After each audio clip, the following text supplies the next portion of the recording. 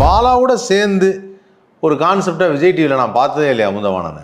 சரி, பாலா ஒரு நல்ல ஒரு கவுண்டர்லாம் கொடுத்து சூப்பரான விட்டாங்க. அமுதவாணனுக்கு ஒரு நல்ல நான் பார்த்தோன்னே அமுதவாணன் வந்து என்ன கெட்டப் கொடுத்தாலும் எது கொடுத்தாலும் அதுக்காக ப்ரிப்பேர் பண்ணி டான்ஸ் தெரியும், மிமிக்ரி தெரியும், ஸோ இப்படி எல்லாமே தெரியும். ஏன் நீங்கள் 2 பேரும் சேர்ந்து ஒரு கான்செப்டே பண்ணல? அதான் என்னன்னா வந்து இப்போ எந்த நிகழ்ச்சியிலுமே வரலையே விஜய் டிவியில். ஆமாம், என்னன்னா வந்து பாலா வந்து ஒரு தம்பியாக இருக்கான், கூட இருக்கான்.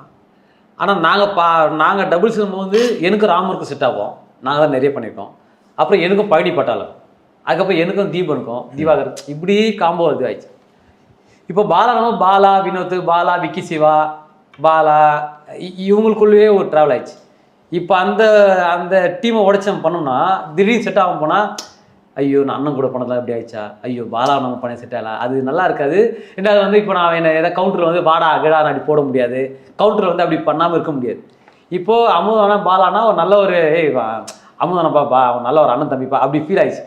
இப்போ வந்து ஸ்டேஜில் வந்துட்டு இது எக்ஸ்ட்ராபிள்ஸ் ஆகணும்னா பரவாயில்ல. இப்போ வந்து இங்கே வந்து அவனை டேய் நீனா ஒரு ஆளாடா அப்படின்ட்டானா அவன் சொல்கிறது அவனுக்கும் மைண்ட் இருக்காது, எனக்கும் இருக்காது. அதனால வந்து அது நல்லா இருக்கு, செட் ஆகாதுனால தான் அது இது பண்ணிக்கலாம். ரெண்டாவது அவன் பண்ண சீசன்ல நான் பண்ணல, அவன் பண்ணது 7, நான் பண்ணது 3 சாம்பியன் பண்ணாரு, அவன் பண்ண சீசன் பண்ணல. அதுக்கப்புறம் சீசன் வரும்போதெல்லாம் அவனோட காம்போ ஒர்க் அவுட் ஆயிடுச்சு. வினோத் பாலா அப்படின்னு காம்போ ஒர்க் அவுட் ஆயிடுச்சு, நானும் பழனி பட்டாலும். இப்போ இந்த காம்போவை ஃபர்ஸ்ட்டு சாம்பியன் வந்து நானும் ராமர் தான் பண்ண வேண்டியது. அதனால வந்து இல்லை பழனி பட்டாலுக்கு எனக்கு தான் கரெக்டாக இருக்குன்னு தான் நாங்கள் அப்படி பண்ண ஆரம்பிச்சோம். சூப்பர் காம்போ தானே. ஃபைன்.